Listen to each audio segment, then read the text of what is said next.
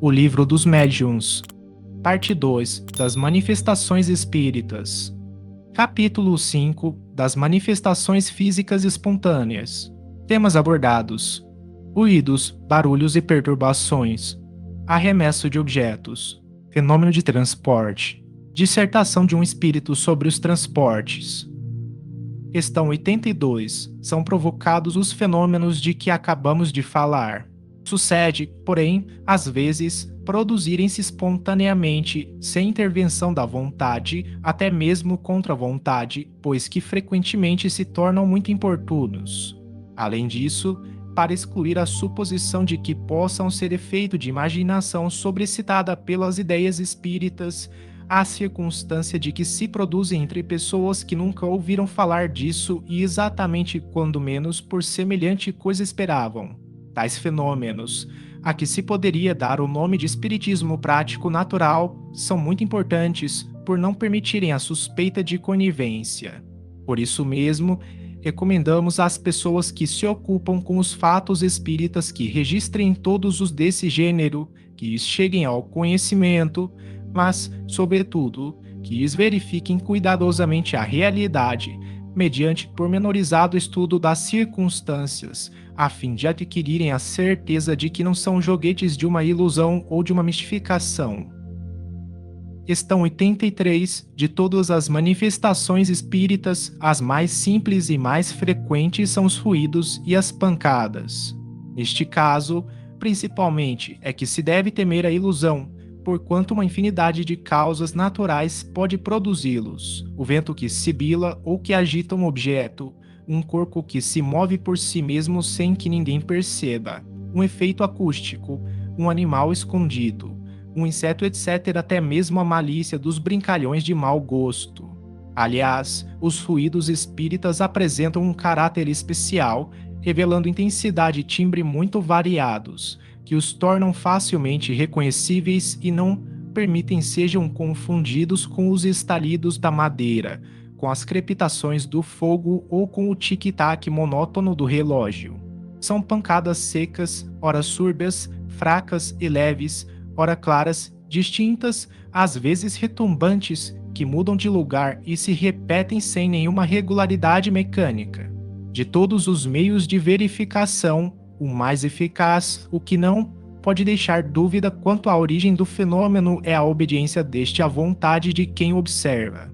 Se as pancadas se fizerem ouvir num lugar determinado, se responderem, pelo seu número ou pela sua intensidade, ao pensamento, não se lhes pode deixar de reconhecer uma causa inteligente. Todavia, a falta de obediência nem sempre constitui prova em contrário. Questão 84. Admitamos agora que, por uma comprovação minuciosa, se adquira certeza de que os ruídos, ou outros efeitos quaisquer, são manifestações reais. Será racional que se lhes tenha medo? Não, de certo, porquanto, em caso algum, nenhum perigo haverá nelas. Só os que se persuadem de que é o diabo que as produz podem ser por elas abalados de modo deplorável, como são as crianças a quem se mete medo com o lobisomem ou o papão. Essas manifestações tomam, às vezes, forçoso é convir proporções e persistências desagradáveis, causando aos que as experimentam o desejo muito natural de se verem livres delas. A este propósito, uma explicação se faz necessária. Questão 85. Dissemos atrás que as manifestações físicas têm por fim chamar-nos a atenção para alguma coisa e convencer-nos da presença de uma força superior ao homem. Também dissemos que os espíritos elevados não se ocupam com esta ordem de manifestações, que se servem dos espíritos inferiores para produzi-las, como nos utilizamos dos nossos serviçais para os trabalhos pesados, e isso com o fim que vamos indicar. Alcançado esse fim, cessa a manifestação material por desnecessária.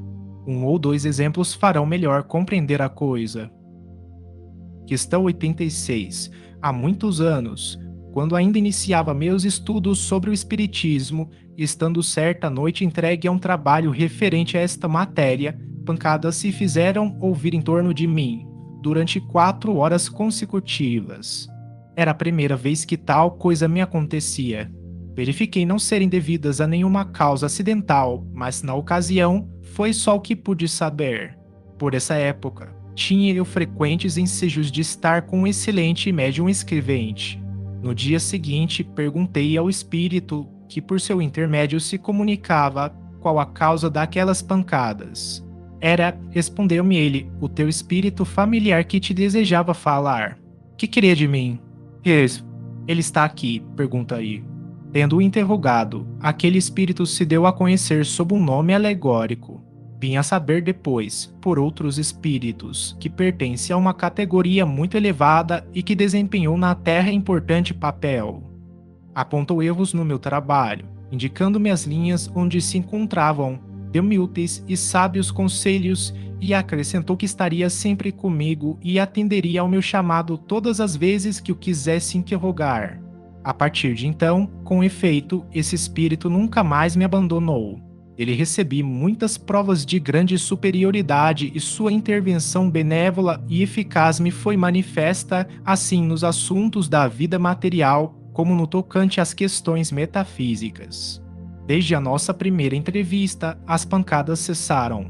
De fato, que desejava ele? Por sim comunicação regular comigo, mas para isso precisava de me avisar. Dado e explicado o aviso e estabelecidas as relações regulares, as pancadas se tornaram inúteis. Daí o cessarem. O tambor deixa de tocar para despertar os soldados, logo que estes se acham todos de pé. Fato quase semelhante sucedeu a um dos nossos amigos. Havia algum tempo, no seu quarto se ouviam ruídos diversos que já se iam tornando fatigantes. Apresentando-lhe ocasião de interrogar o espírito de seu pai por um médium escrevente sobre o que queriam dele, fez o que foi recomendado e daí em diante nada mais ouviu. Deve-se notar que as manifestações deste gênero são mais raras para as pessoas que dispõem de meio regular e fácil de comunicação com os espíritos, e isso se concebe. Questão 87. As manifestações espontâneas nem sempre se limitam a ruídos e pancadas. Degeneram, por vezes, em verdadeiro estardalhaço e em perturbações. Móveis e objetos diversos são derribados, projetis de toda sorte são atirados de fora para dentro, portas e janelas são abertas e fechadas por mãos invisíveis, ladrilhos são quebrados, o que não se pode levar à conta da ilusão. Muitas vezes o derribamento se dá de fato, doutras, porém, só se dá na aparência. Ouvem-se vozerios em aposentos contíguos, barulho de louça que cai e se quebra com estrondo, cepos que rolam pelo assoalho. Acorrem as pessoas da casa e encontram tudo calmo e em ordem. Mal saem, recomeça o tumulto. Questão 88. As manifestações desta espécie não são raras, nem novas. Poucas serão as crônicas locais que não encerrem alguma história desta natureza. É fora de dúvida que o medo tem exagerado muitos fatos que, passando de boca em boca, assumiram proporções gigantescamente ridículas. Com o auxílio da superstição, as casas onde eles ocorrem foram tidas como assombradas pelo diabo e daí todos os maravilhosos ou terríveis contos de fantasmas. Por outro lado, a velhacaria não consentiu em perder tão bela ocasião de explorar a credulidade e quase sempre para a satisfação de interesses pessoais. Aliás, facilmente se concebe que impressão podem fatos desta ordem produzir, mesmo dentro dos limites da realidade, em pessoas de caracteres fracos e predispostas pela educação a alimentar ideias supersticiosas. O meio mais seguro de obviar aos inconvenientes que possam trazer, visto não ser possível impedir-se que se deem, consiste em tornar conhecida a verdade. Em coisas terríficas se convertem as mais simples, quando se lhes desconhecem as causas. Ninguém mais terá medo dos espíritos quando todos estiverem familiarizados com eles e quando os a quem eles se manifestam já não acreditem que estão às voltas com uma legião de demônios. Na revista espírita se encontram narrados muitos fatos autênticos deste gênero, entre outros a história do espírito batedor de Berglaber, cuja ação durou 8 anos números de maio, junho e julho de 1858, a de Dibelsdorf, agosto de 1858, a do Padeiro das Grandes Vendas, perto de Dieppe, março de 1860, a da Rua des Noyers, em Paris, agosto de 1860, a do Espírito de Castelnaudary, sob o título de História de um Danado, fevereiro de 1860, a do Fabricante de São Petersburgo, abril de 1860 e muitas outras. Questão 89. Tais fatos assumem, não raro, o caráter de verdadeiras perseguições. Conhecemos 6 irmãs que moravam juntas e que, durante muitos anos, todas as manhãs encontravam suas roupas espalhadas, rasgadas e cortadas em pedaços, por mais que tomassem a precaução de guardá-las à chave. A muitas pessoas tem acontecido que, estando deitadas, mas completamente acordadas, lhes sacudam os cortinados da cama, tirem com violência as cobertas, levantem os travesseiros e mesmo as joguem fora do leito. Fatos destes são muito mais frequentes do que se pensa, porém, as mais das vezes, os que deles são vítimas nada ousam dizer de medo do ridículo.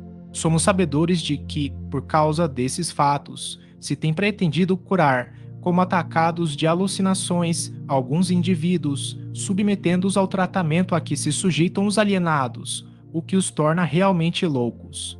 A medicina não pode compreender estas coisas, por não admitir entre as causas que as determinam, senão um elemento material, donde erros frequentemente funestos. A história descreverá um dia certos tratamentos em uso no século XIX como se narram hoje certos processos de cura da Idade Média. Admitimos perfeitamente que alguns casos são obra da malícia ou da malvadez. Porém, se tudo bem averiguado, provado ficar que não resultam da ação do homem, dever-se-á convirem que são obra ou do diabo, como dirão uns, ou dos espíritos, como dizemos nós. Mas de que espíritos? Questão 90. Os espíritos superiores, do mesmo modo que, entre nós, os homens retos e sérios, não se divertem a fazer charivaris.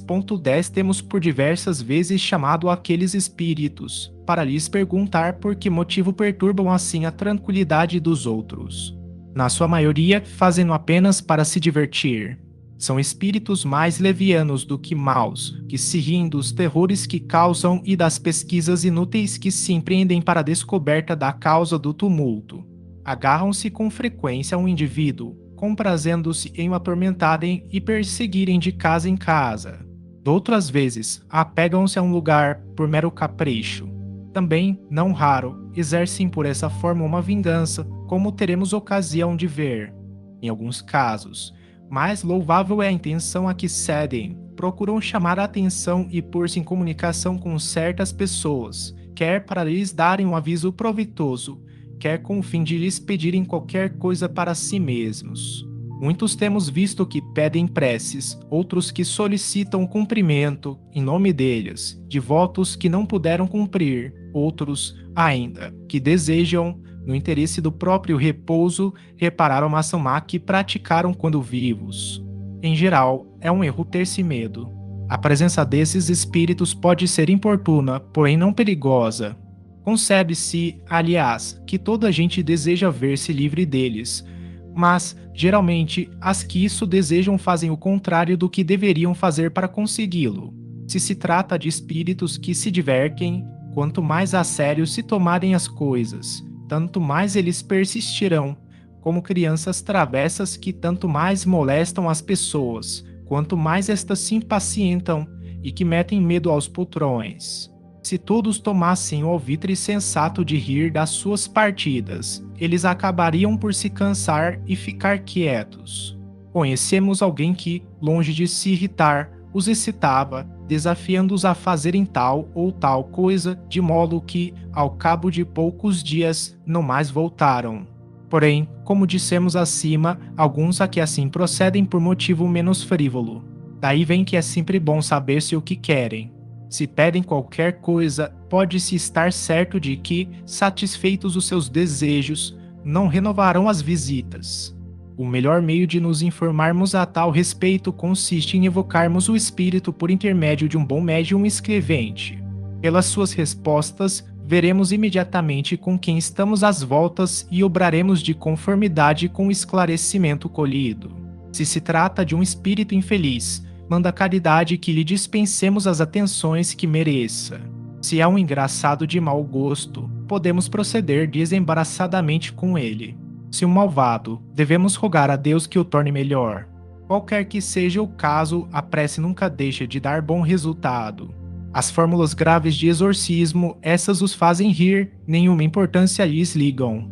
Sendo possível entrar em comunicação com eles, deve-se sempre desconfiar dos qualificativos burlescos ou apavorantes que dão a si mesmos, para se divertirem com a credulidade dos que acolhem como verdadeiros tais qualificativos. Nos capítulos referentes aos lugares assombrados e às obsessões, consideraremos com mais pormenores este assunto e as causas da ineficácia das preces em muitos casos. Questão 91. Estes fenômenos, conquanto operados por espíritos inferiores, são com frequência provocados por espíritos de ordem mais elevada com o fim de demonstrarem a existência de seres incorpóreos e de uma potência superior ao homem. A repercussão que lhes tem, o próprio temor que causam, chamam a atenção e acabarão por fazer que se rendam os mais incrédulos. Acham estes mais simples lançar os fenômenos a que nos referimos à conta da imaginação, explicação muito cômoda e que dispensa outras. Todavia, quando objetos vários são sacudidos ou atirados à cabeça de uma pessoa, bem complacente imaginação precisaria ela ter para fantasiar que tais coisas sejam reais, quando não são. Desde que se nota um efeito qualquer, ele tem necessariamente uma causa. Se uma observação fria e calma nos demonstra que esse efeito independe de toda vontade humana e de toda causa material, se, demais, os dá evidentes sinais de inteligência e de vontade livre, o que constitui o traço mais característico, forçoso será atribuí-lo a uma inteligência oculta. Que seres misteriosos são esses? É o que os estudos espíritas nos ensinam do modo menos contestável, pelos meios que nos facultam de nos comunicarmos com eles. Esses estudos, além disso, nos ensinam a distinguir o que é real do que é falso ou exagerado, dos fenômenos de que não fomos testemunhas. Se um efeito insólito se produz, ruído, movimento, mesmo aparição, a primeira ideia que se deve ter é a de que provém de uma causa inteiramente natural, por ser a mais provável. Tem-se então que buscar essa causa com o maior cuidado e não admitir a intervenção dos espíritos, senão muito cientemente. Esse é o meio de se evitar toda ilusão. Por exemplo, que, sem se haver aproximado de quem quer que fosse, recebesse uma bofetada ou bendalada nas costas, como tem acontecido, não poderia duvidar da presença de um invisível. Cada um deve estar em guarda não somente contra narrativas que possam ser, quando menos, acumadas de exagero, mas também contra as próprias impressões, cumprindo não atribuir origem oculta a tudo o que não compreenda. Uma infinidade de causas muito simples e muito naturais pode produzir efeitos à primeira vista estranhos e seria verdadeira superstição ver por toda parte espíritos ocupados em derribar móveis, quebrar louças, provocar, enfim, as 1001 perturbações que ocorrem nos lares, quando o mais racional é atribuí-las ao desazo. Questão 92. A explicação dada do movimento dos corpos inertes se aplica naturalmente a todos os efeitos espontâneos a que acabamos de passar em revista. Os ruídos, embora mais fortes que as pancadas na mesa, procedem da mesma causa. Os objetos derribados ou deslocados o são pela mesma força que levanta qualquer objeto. Há mesmo aqui uma circunstância que apoia esta teoria. Poder-se-ia perguntar onde, nessa circunstância, o médium. Os espíritos nos disseram que, em tal caso, há sempre alguém cujo poder se exerce à sua revelia. As manifestações espontâneas muito raramente se dão em lugares ermos, quase sempre se produzem nas casas habitadas e por motivo da presença de certas pessoas que exercem influência sem que o queiram. Essas pessoas ignoram possuir faculdades mediúnicas, razão por que lhes chamamos médiuns naturais. São, com relação aos outros médiuns, o que os sonâmbulos naturais são relativamente aos sonâmbulos magnéticos e tão dignos como aqueles de observação. Questão 93. A intervenção voluntária ou involuntária de uma pessoa dotada de aptidão especial para a produção destes fenômenos parece necessária na maioria dos casos, embora alguns haja em que, ao que se afigura, o espírito obra por si só. Mas, então, poderá dar-se que lhe tire de algures o fluido animalizado, que não de uma pessoa presente. Isto explica porque os espíritos, que constantemente nos cercam, não produzem perturbação a todo instante. Primeiro, é preciso que o espírito queira, que tenha um objetivo, um motivo, sem o que nada faz. Depois, é necessário, muitas vezes, que encontre exatamente no lugar onde queira operar uma pessoa apta a secundá-lo, coincidência que só muito raramente ocorre. Se essa pessoa aparece inopinadamente, ele dela se aproveita. Mesmo quando todas as circunstâncias sejam favoráveis, ainda poderia acontecer que o espírito se visse tolhido por uma vontade superior, que não lhe permitisse proceder a seu bel prazer. Pode também dar-se que só lhe seja permitido fazê-lo dentro de certos limites e no caso de serem tais manifestações julgadas úteis, quer como meio de convicção, quer como provação para a pessoa por ele visada. Questão 94. A este respeito, apenas citaremos o diálogo provocado a propósito dos fatos ocorridos em junho de 1860, na Rua des Noailles, em Paris. Encontrar-se-ão os pormenores do caso na Revista Espírita, número de agosto de 1860.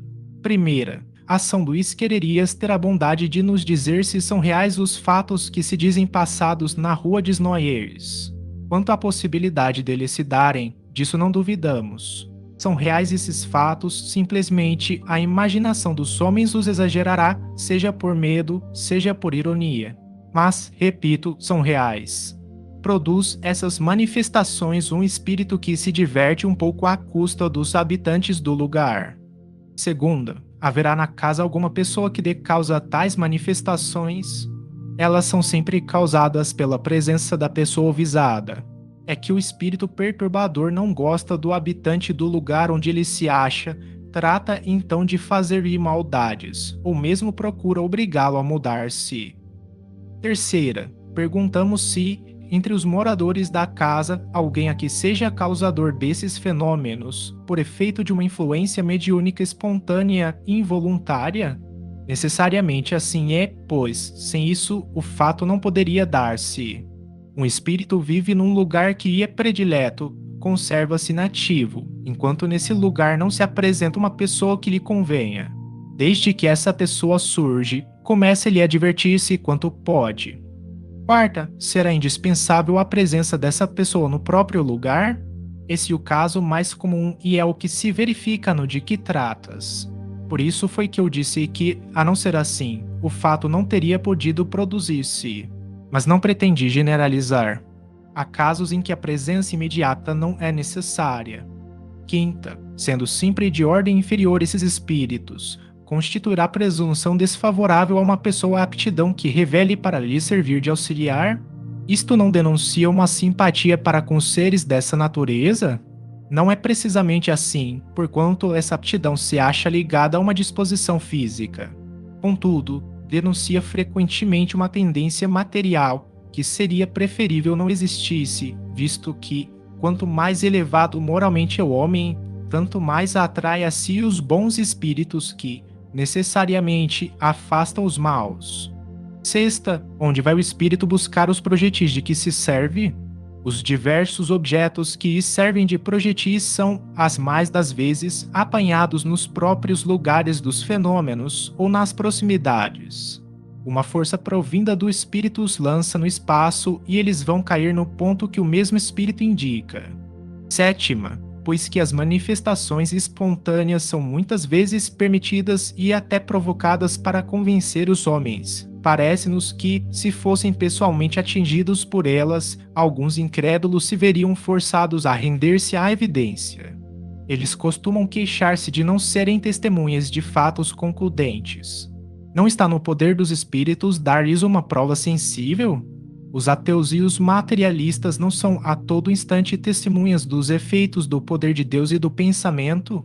Isso não impede que neguem Deus e a alma. Os milagres de Jesus converteram todos os seus contemporâneos.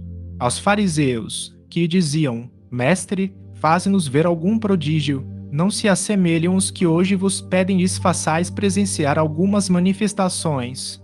Se não se converteram pelas maravilhas da criação, também não se converterão, ainda quando os espíritos lhes aparecessem do modo mais inequívoco, porquanto o orgulho os torna quais alimárias empacadoras.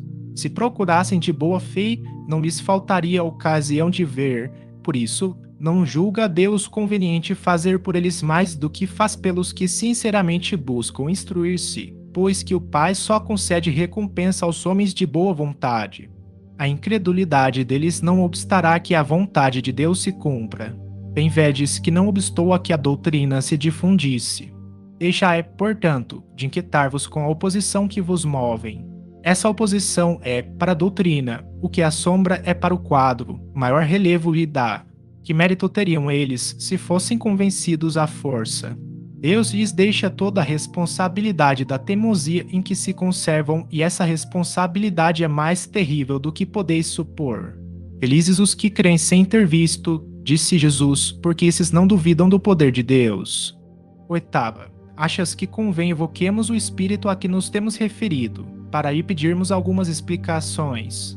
Evoca-o, se quiseres, mas é um espírito inferior que só te dará respostas muito insignificantes. Questão 95. Diálogo com o espírito perturbador da Rua dos Noyers. Primeira, evocação. E tinhas de me chamar. Queres umas pedradas? Então é que se havia de ver um bonito salve-se quem puder, não obstante o teu ar de valentia. Segunda, quando mesmo nos atirasses pedras aqui, isso não nos amedrontaria, até te pedimos positivamente que, se puderes, nos atires algumas. Aqui talvez eu não pudesse, porque tens um guarda a velar por ti. Terceira, havia, na Rua dos Noyers, alguém que, como auxiliar, te facilitava as partidas que pregavas aos moradores da casa? Certamente, achei um bom instrumento e não havia nenhum espírito douto, sábio e virtuoso para me embaraçar. Porque sou alegre, gosto às vezes de me divertir. Quarta, qual a pessoa que te serviu de instrumento? Uma criada. Quinta, era mau grado seu que ela te auxiliava? Ah, sim, pobre. Era a que mais medo tinha. Sexta, procedias assim com algum propósito hostil? Eu, não. Nenhum propósito hostil me animava.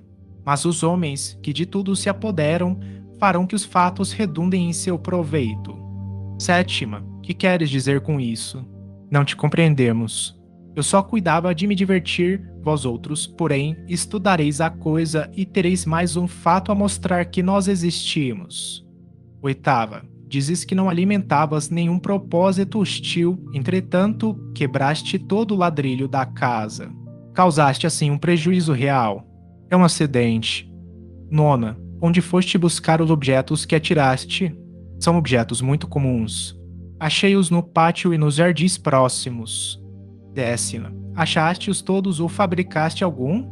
Ver adiante o capítulo 8. Não criei nem compus coisa alguma. 11ª, e, se os não houvesse encontrado, terias podido fabricá-los? Fora mais difícil. Porém, a rigor, misturam-se matérias e isso faz um todo qualquer. 12ª, agora, dize-nos, como os atiraste? Ah, isto era mais difícil de explicar. Busquei auxílio na natureza elétrica daquela rapariga, juntando a minha, que é menos material. Podemos assim os dois transportar os diversos objetos. 13ª, vais dar-nos de boa vontade, assim o esperamos, algumas informações acerca da tua pessoa. Dize-nos primeiramente se já morreste há muito tempo. Há muito tempo, há bem 50 anos. 14ª, que eras quando vivo. Não era lá grande coisa, simples trapeiro naquele quarteirão. Às vezes me diziam tolices, porque eu gostava muito do licor vermelho do bom velho Noé. Por isso mesmo, queria pô-los todos dali para fora. 15ª. Foi por ti mesmo e de bom grado que respondeste às nossas perguntas? Eu tinha um mestre. 16ª. Quem é esse mestre? O vosso bom rei Luís. Nota: motivou esta pergunta a natureza de algumas respostas dadas que nos pareceram acima da capacidade desse espírito, pela substância das ideias e mesmo pela forma da linguagem. Nada, pois, de admirar é que ele tenha sido ajudado por um espírito mais esclarecido, que quis aproveitar a ocasião para nos instruir. Este é um fato muito comum, mas o que nesta circunstância constitui notável particularidade é que a influência do outro espírito se fez sentir na própria caligrafia. A das respostas em que ele interveio é mais regular e mais corrente, a do trapeiro é angulosa, grossa, irregular, às vezes pouco legível, denotando caráter muito diferente. 17ª. Que fazes agora? Ocupas-te com teu futuro. Ainda não, paguei-o. Pensam tão pouco em mim na terra, que ninguém roga por mim. Ora, não tendo quem me ajude, não trabalho. Nota: ver-se-á mais tarde, quando se pode contribuir para o progresso e o alívio dos espíritos inferiores, por meio da prece e dos conselhos. 18ª. Como te chamavas quando vivo? Janete. 19ª. Está bem, Janete. Oraremos por ti. Dize-nos, a nossa evocação te deu prazer ou te contrariou?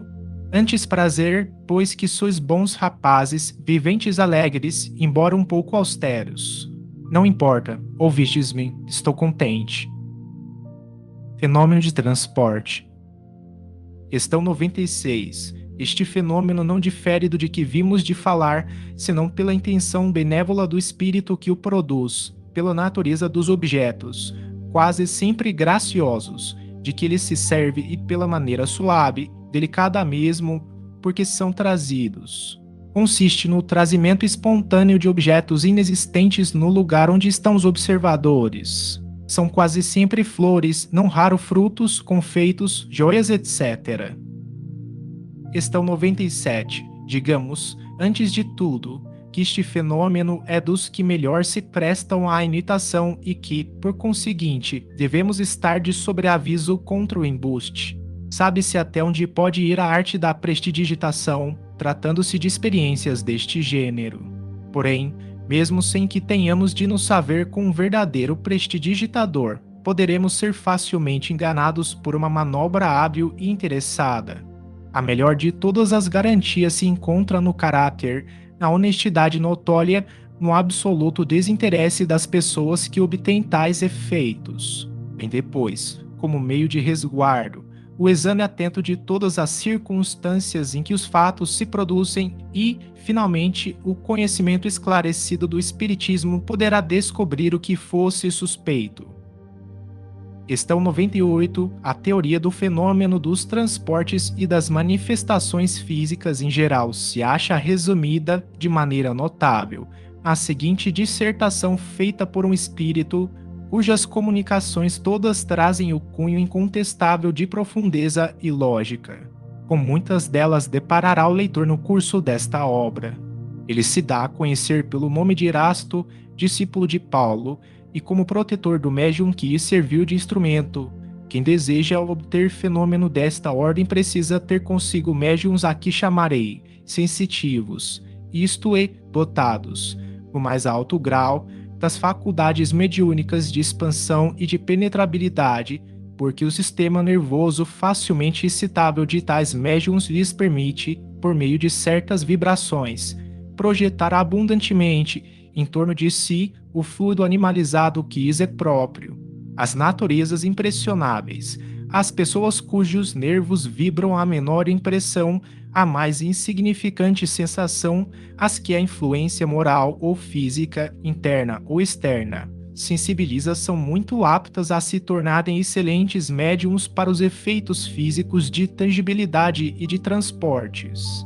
Efetivamente, quase de todo desprovido do invólucro refratário que, na maioria dos outros encarnados, o isola, o sistema nervoso dessas pessoas as capacita para a produção destes diversos fenômenos.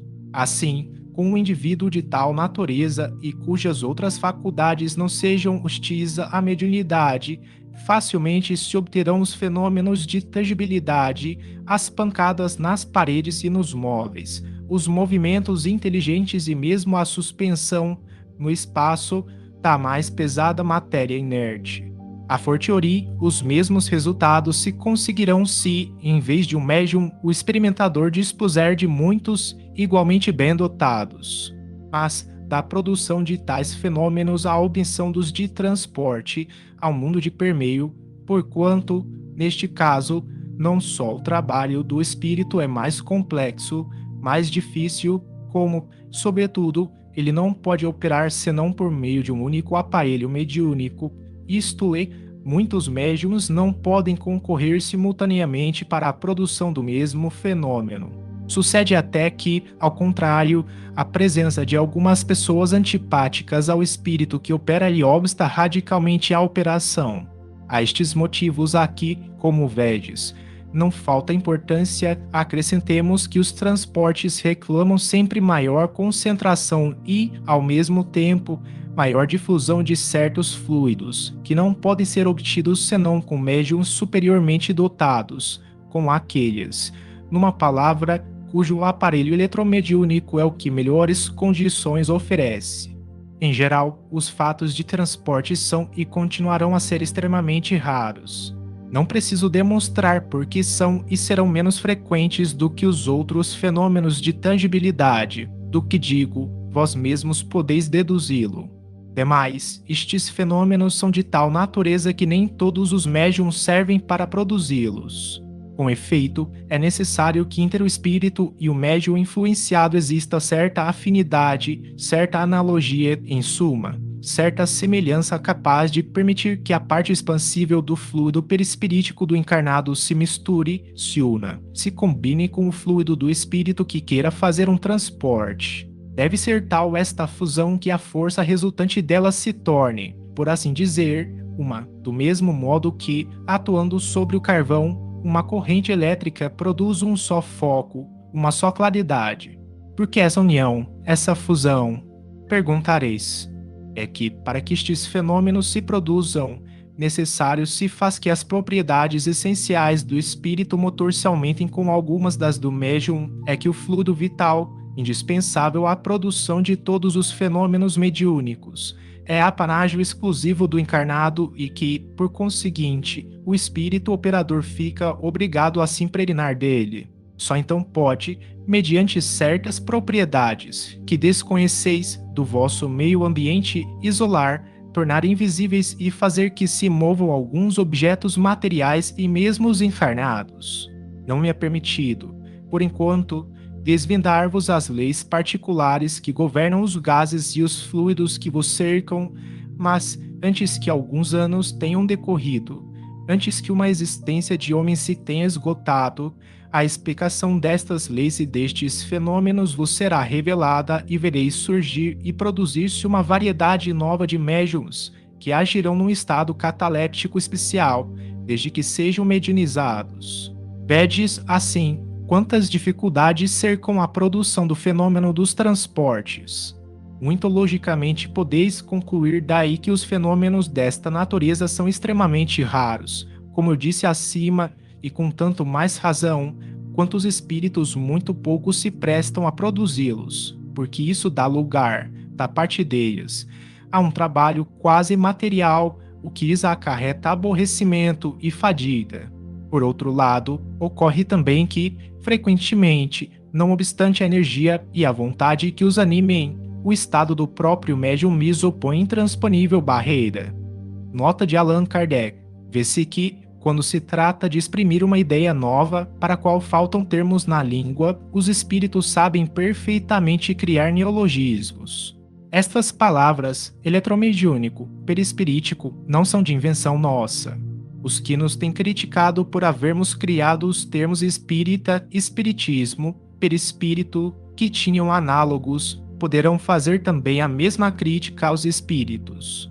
Evidente, pois, e o vosso raciocínio, estou certo, o sancionará que os fatos de tangibilidade, como pancadas, suspensão e movimentos são fenômenos simples, que se operam mediante a concentração e a dilatação de certos fluidos e que podem ser provocados e obtidos pela vontade e pelo trabalho dos médiuns aptos a isso, quando secundados por espíritos amigos e benevolentes, ao passo que os fatos de transporte são múltiplos, complexos, exigem um concurso de circunstâncias especiais, não se podem operar senão por um único espírito e um único médium e necessitam, além do que a tangibilidade reclama, uma combinação muito especial para isolar e tornar invisíveis o objeto ou os objetos destinados ao transporte.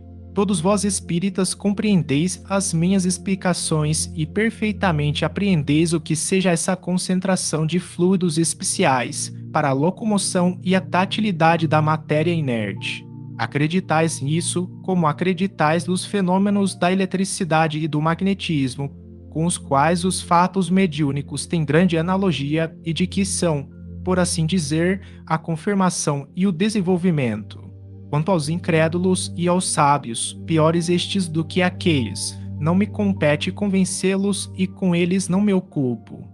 Convencer-se a um dia por força da evidência, pois que forçoso será se curvem diante do testemunho dos fatos espíritas, como forçoso foi que o fizessem diante de outros fatos que a princípio repeliram. Resumindo, os fenômenos de tangibilidade são frequentes, mas os de transporte são muito raros, porque muito difíceis de se realizar são as condições em que se produzem.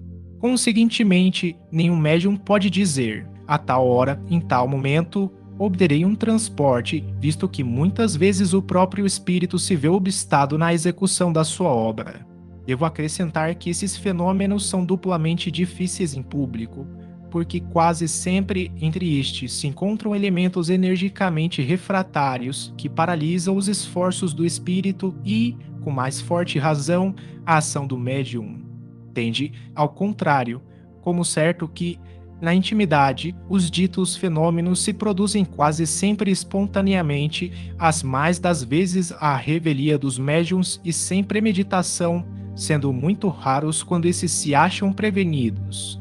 Deveis deduzir daí que há motivo de suspeição todas as vezes que um médium se lisonjeia de os obter à vontade, ou, por outra, de dar ordens aos espíritos, como a servos seus, o que é simplesmente absurdo. Tende ainda como regra geral que os fenômenos espíritas não se produzem para constituir espetáculo e para divertir os curiosos. Se alguns espíritos se prestam a tais coisas, só pode ser para a produção de fenômenos simples, não para os que, como os de transporte e outros semelhantes, exigem condições excepcionais. Lembrai-vos, espíritas, de que, se é absurdo repelir sistematicamente todos os fenômenos de além-túmulo, também não é de bom aviso aceitá-los todos cegamente. Quando um fenômeno de tangibilidade, de visibilidade ou de transporte se opera espontaneamente e de modo instantâneo, aceitai-o. Porém, nunca o repetirei demasiado. Não aceiteis coisa alguma cegas. Seja cada fato submetido a um exame minucioso, aprofundado e severo, porquanto, crede, o espiritismo, tão rico em fenômenos sublimes e grandiosos, nada tem que ganhar com essas pequenas manifestações que prestidigitadores sábeis podem imitar. Pensei que ides dizer, é que estes são úteis para convencer os incrédulos. Mas ficais sabendo, se não houvesseis disposto de outros meios de convicção, não contaríeis hoje a 100ª parte dos espíritas que existem. Falai ao coração, por aí é que fareis maior número de conversões sérias.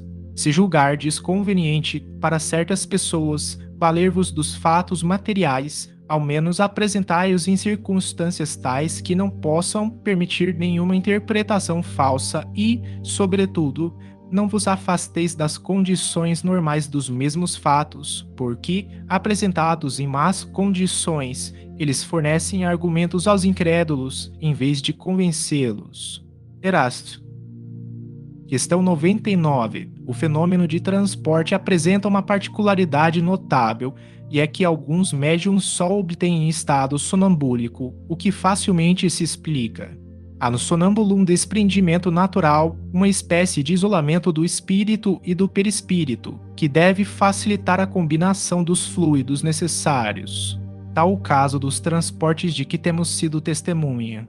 As perguntas que se seguem foram dirigidas ao espírito que os operara, mas as respostas se ressentem por vezes da deficiência dos seus conhecimentos. Submetemo-las ao espírito Erasto, muito mais instruído do ponto de vista teórico, e ele as completou, aditando-lhes notas muito judiciosas.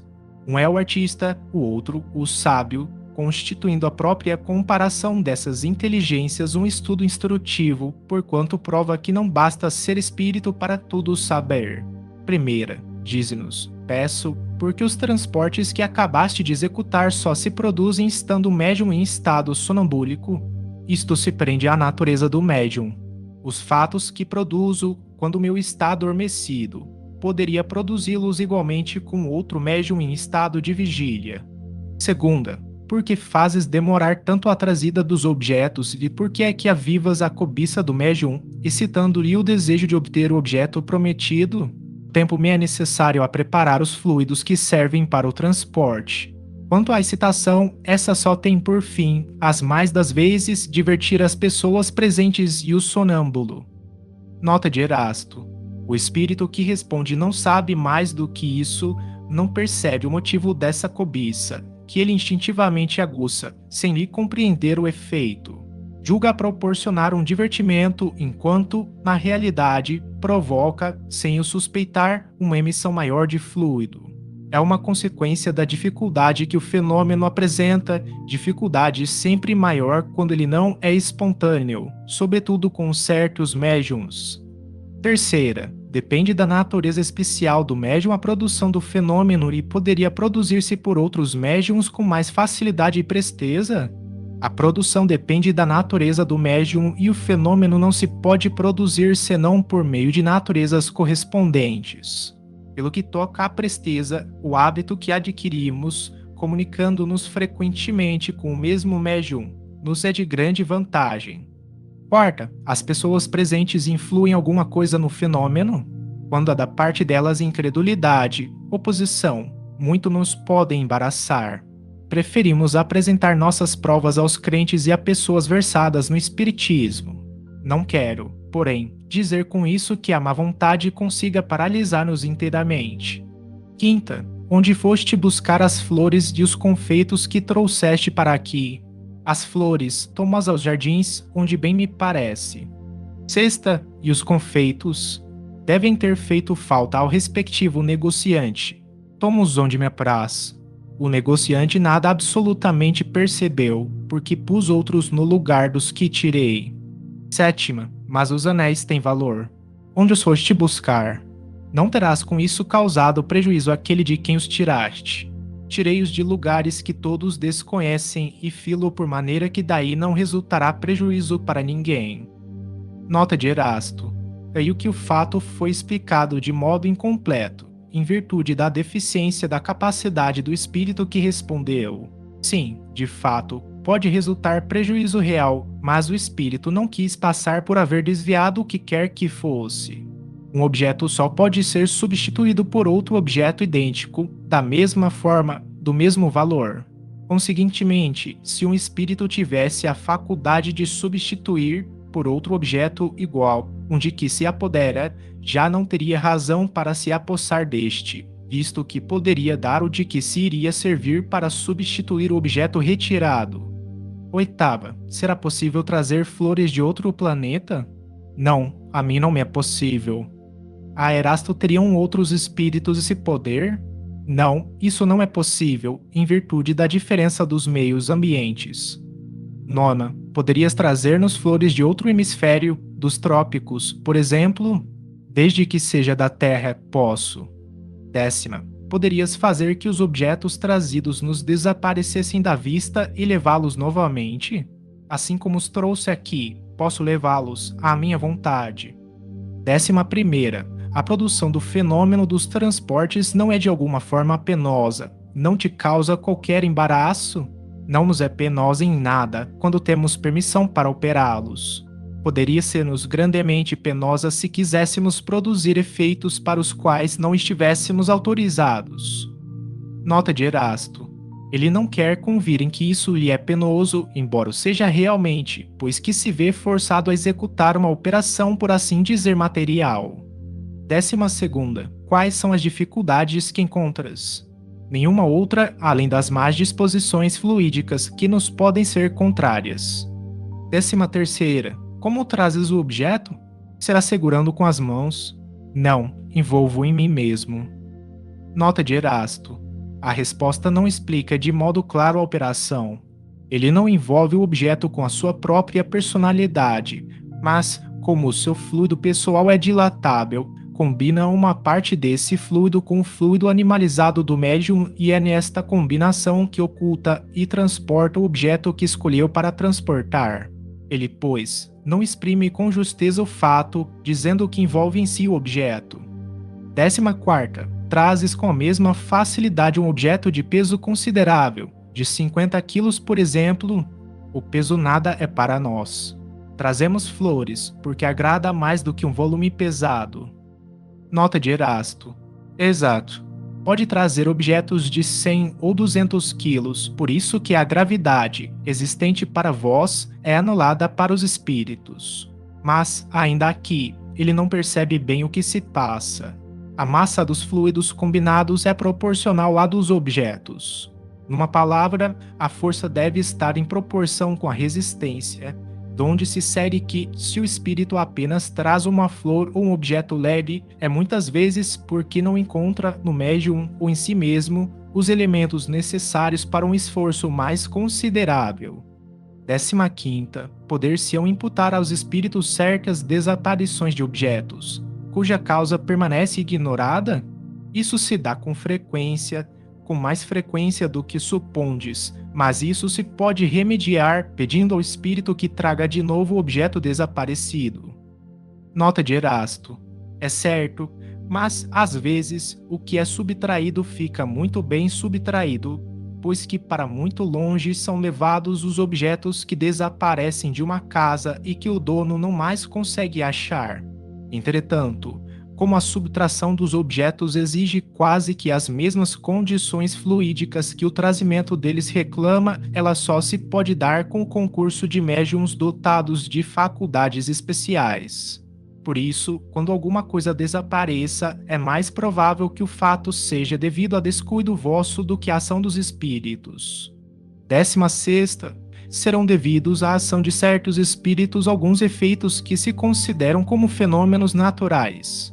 Nos dias que correm, abundam fatos dessa ordem, fatos que não percebeis, porque neles não pensais, mas que, com um pouco de reflexão, se vos tornariam patentes. Nota de Erasto. Não atribuais aos espíritos o que é obra do homem, mas crede na influência deles, oculta, constante, a criar em torno de vós 1000 circunstâncias, 1000 incidentes necessários ao cumprimento dos vossos atos, da vossa existência. 17ª. Entre os objetos que os espíritos costumam trazer, não haverá alguns que eles próprios possam fabricar, isto é, produzidos espontaneamente pelas modificações que os espíritos possam operar no fluido, ou no elemento universal. Por mim, não, que não tenho permissão para isso. Só um espírito elevado o pode fazer. 18ª. Como conseguiste outro dia introduzir aqueles objetos, estando fechado o aposento, e-los entrar comigo, envoltos, por assim dizer, na minha substância? Nada mais posso dizer, por não ser explicável o fato. 19ª. Como fizeste para tornar visíveis estes objetos que, um momento antes, eram invisíveis? Tirei a matéria que os envolvia. Nota de Erasto. Que os envolve não é matéria propriamente dita, mas um fluido tirado, metade do perispírito do médium e metade do espírito que opera. 20ª. A Erasto pode um objeto ser trazido a um lugar inteiramente fechado? Numa palavra, pode o espírito espiritualizar um objeto material, de maneira que se torne capaz de penetrar a matéria? É complexa esta questão. O espírito pode tornar invisíveis, porém não penetráveis, os objetos que lhe transporte não pode quebrar a agregação da matéria, porque seria a destruição do objeto, tornando este invisível. O espírito pode transportar quando queira e não libertar senão no momento oportuno, para fazê-lo aparecer. De modo diverso se passam as coisas com relação aos que compomos. Como neste só introduzimos os elementos da matéria, como esses elementos são essencialmente penetráveis e, ainda, como nós mesmos penetramos e atravessamos os corpos mais condensados, com a mesma facilidade com que os raios solares atravessam uma placa de vidro, podemos perfeitamente dizer que introduzimos o objeto num lugar que esteja hermeticamente fechado, mas isso somente neste caso. Nota: quanto à teoria da formação espontânea dos objetos, veja-se adiante o capítulo intitulado Do Laboratório do Mundo Invisível.